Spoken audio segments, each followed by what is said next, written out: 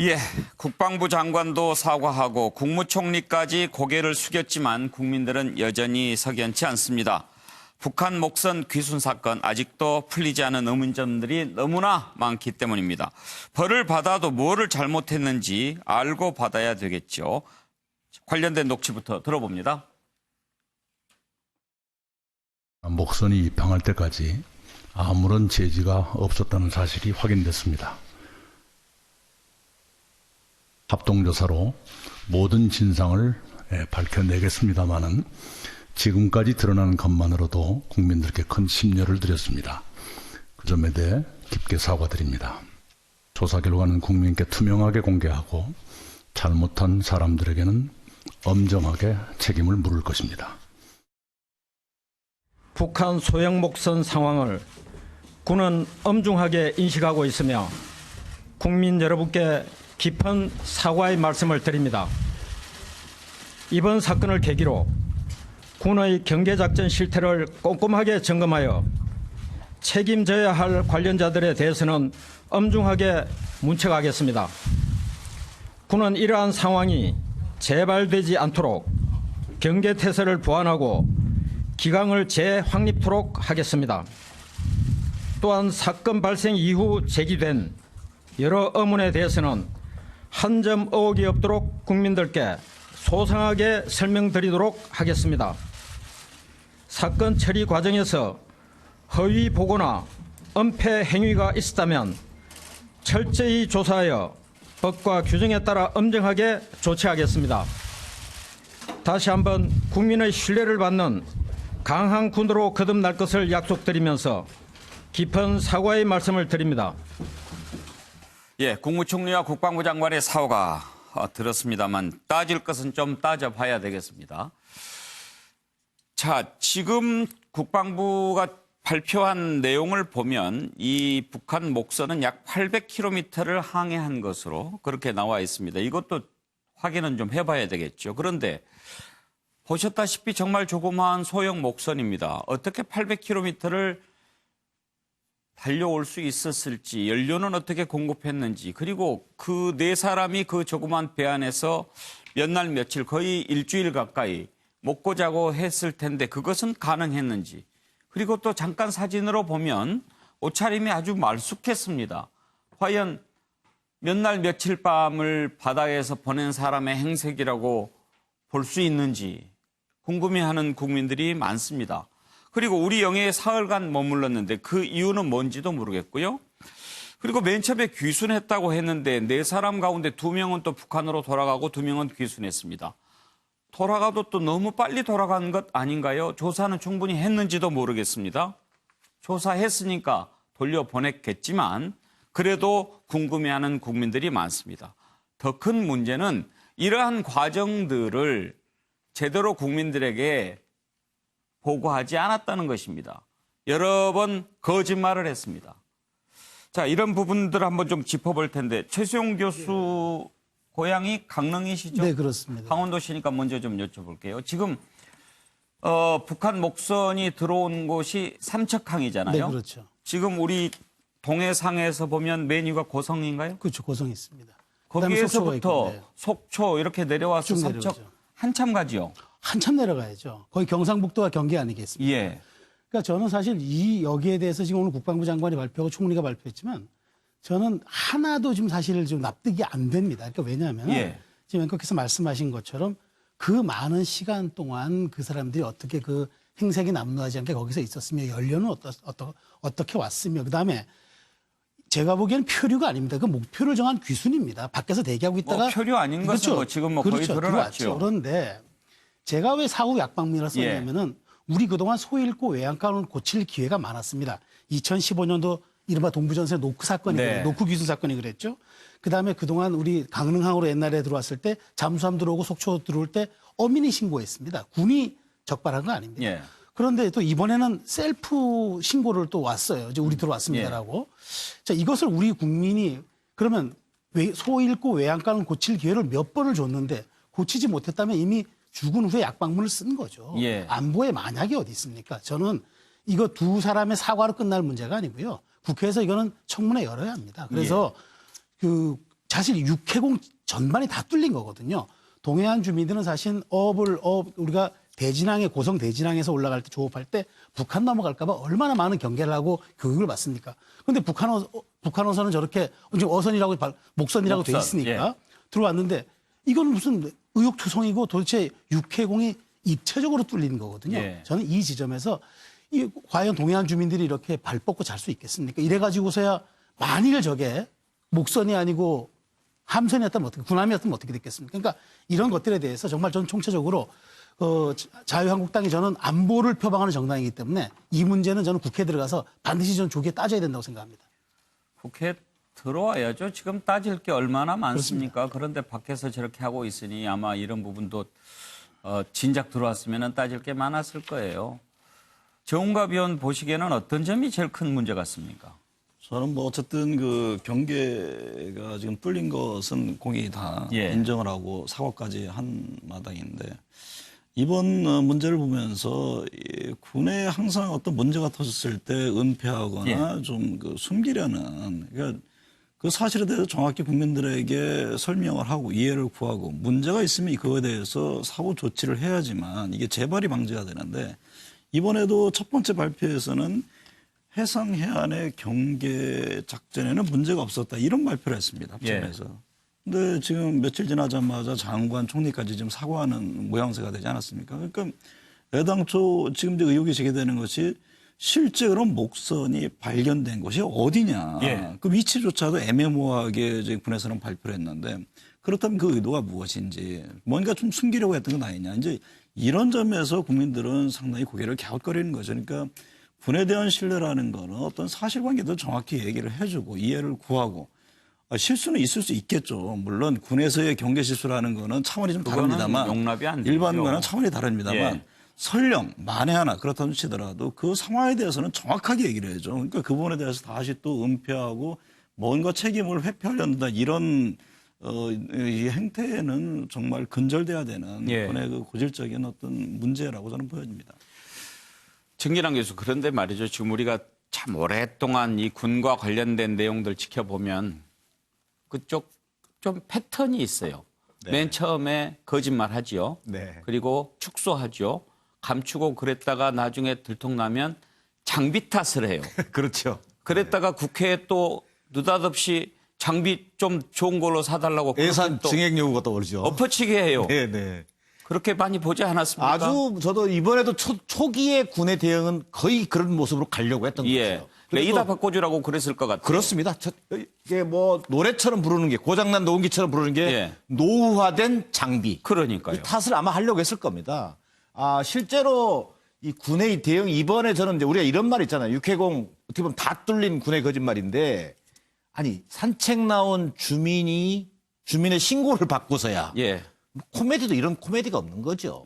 아니 앞서 우리 최수영 교수도 얘기하셨습니다만 이게 그나마 목선이었기 때문에 그나마 이게 우리가 좀 뭐 안도를 하지. 이게 예를 들면 반잠수정이나 잠수함이었다면 뭐 이런 생각이 드는 거고요. 예. 더 이상 또 하나 이게 의문이 드는 것은 어찌 보면 이 경계가 굉장히 강화된 시기였다는 거지 않습니까? 예. 동해안에 어떤 오징어잡이들이 많기 때문에 북한 어선들의 출몰도 많고 해서 우리 군 자체가 군경이 다 경계를 굉장히 삼엄하게 어떻게 보면 하고 있었을 텐데도 이 발견을 못했다는 것은 예. 57시간 동안에 소위 이른바 3개 레이더 그다음에 또 뭐 해안 감시 뭐 장비 영상 또 CCTV 다 3번을 보고도 놓쳤다는 거 아니겠습니까? 그러면 도대체 평상시 시스템에서는 또 어떻게 막는 것인지 예.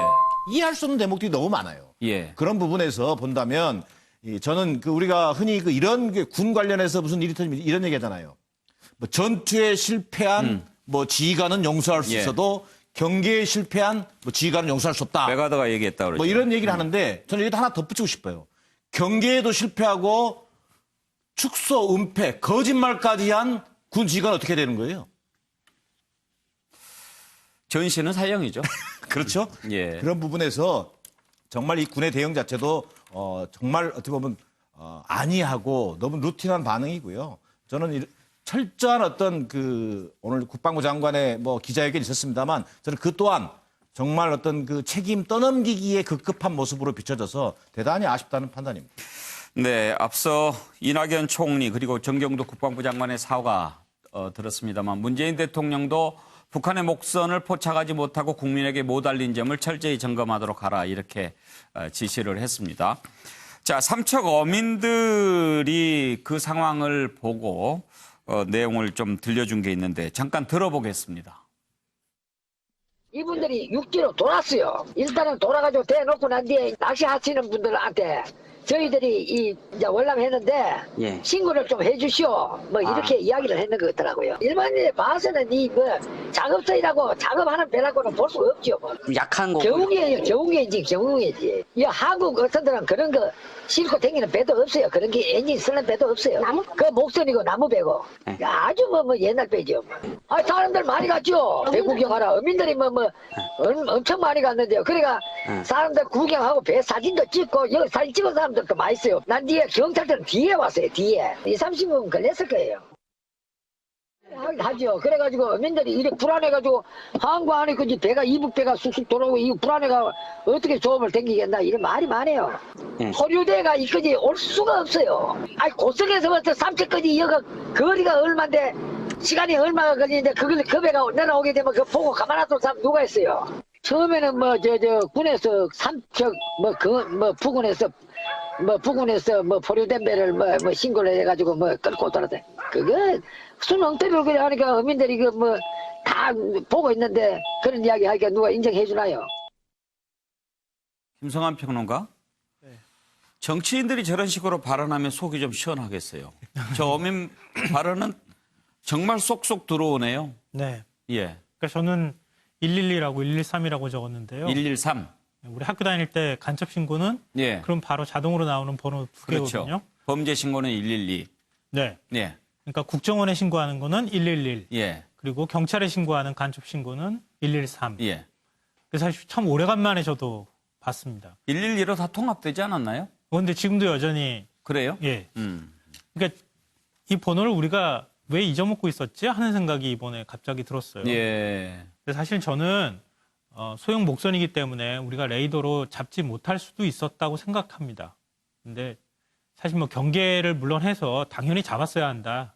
육안으로 식별해서라도 당연히 우리가 경계 근무를 서서 철저하게 북한 아주 조그마한 목선이라 할지라도 넘어오는 것을 우리가 탐지하고 그리고 막을 수 있었어야 한다. 또 만약에 표류하는 선박이었다고 하면은 당연히 인도적으로 북측에 돌려보낼 수 있었다고 생각하는데요.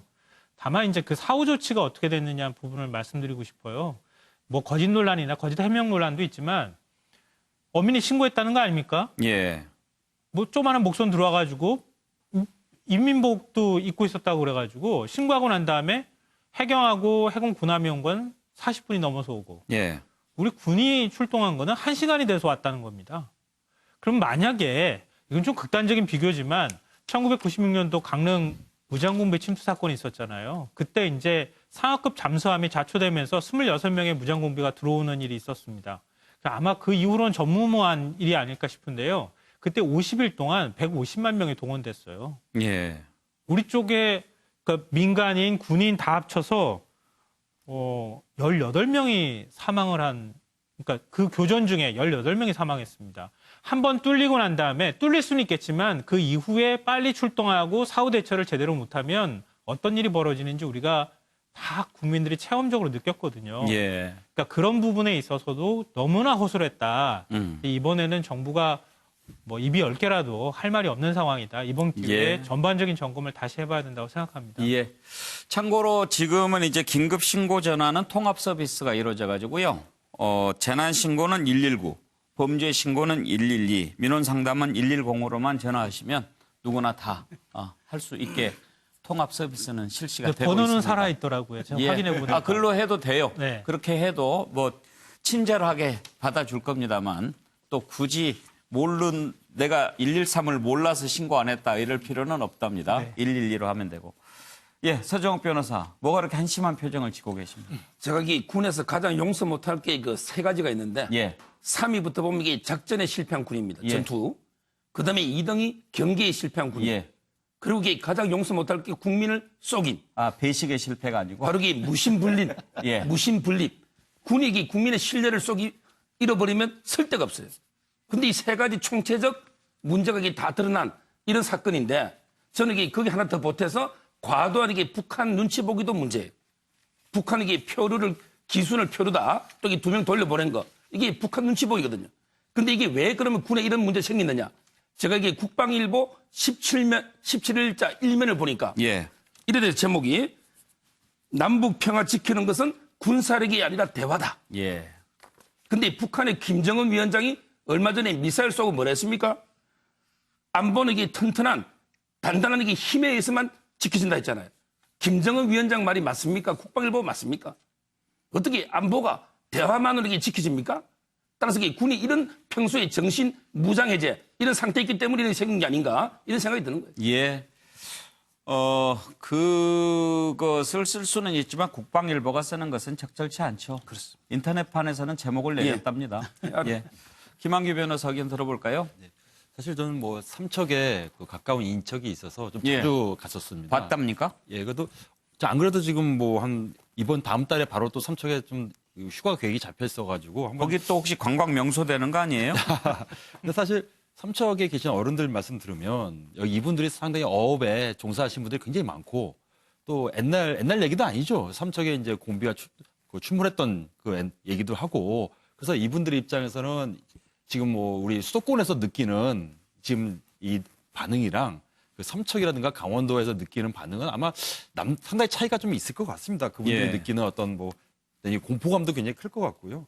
결론적으로 뭐 경계 실패라 이제 허위 보고가 또 다시 적나라하게 드러나는 사건인데요. 예. 저는 결론적으로 지금이야말로 지금 국회가 지금이야말로 제 역할을 할 때다. 최소한도 국정조사를 통해서 어떻게 이런 일이 벌어질 수 있는지 그리고 앞으로 이거에 대해서 누가 책임져야 될 것이고 재발 방지를 어떻게 할 것인지 이런 부분에 대해서 명명백백하게 밝혀야 되고 국민들이 그거에 대한 당연히 알 권리가 있는 거 예. 아닌가 봅니다. 그런데 정일환 교수 그 목선도 처음에는 폐기했다고 했다가 보니까 함대사령부에 보관하고 있다고 하고 무엇보다도 이 귀순했다고 하지 않았습니까? 그런데 4사람이 한 배에 타고 있었으면서 몇 날 며칠 같이 오면서 의견 조율 안 한 것도 궁금하고 그렇습니다. 2명을 조사를 마치자마자 바로 보낸 것도 조금 석연치 않아요? 그렇습니다. 이게 이제 물론 그 4명이 그 목선을 타고 내려올 때는 선장이 예. 사실 이제 귀순을 희망하는 사람이기 때문에 선장 의도대로 간다고 하지만 또 귀순을 희망하지 않는 사람과는 또 다툼도 있었을 수 있었을 것 같은데 그러니까요. 어떻게 보면 그런 과정도 의문이 좀 들고요. 하나 더 나아가 좀 전에 앵커께서 말씀하신 것처럼 4사람 중에 2명이 다시 북으로 돌아갔는데 지금 사실은 중앙 합동 신문 과정이거든요. 예. 신문이 채 끝나기도 전에 서둘러 돌려보냈어야 되는 것이 과연 국민적인 어떤 공감대를 끌어낼 수 있을 예. 것인지. 물론 어떤 뭐 통일부라든가 어떤 귀순이 아닌 사람이 북에 요구가 있었다든지 또는 어떤 절차 매뉴얼대로 해서 문제가 된다 안 된다 이렇게 또 뭐 항변할지는 모르겠습니다만 어쨌든 국민적 시선에 볼 때는 저렇게 빨리 서둘러서 보낼 이유가 그러니까요. 없었다. 뭐 이런 것도 하나의 또 의문점 중에 하나인 것 같습니다. 합동신문조가 오랜 경험이 있으니까 척 보면 알 수는 있겠지만 그래도 이번에 워낙 여러 가지 거짓말들이 겹치고 신뢰를 잃다 보니까 이런 문제가 생기는 거죠. 그렇습니다. 의심할 만한 거고. 예.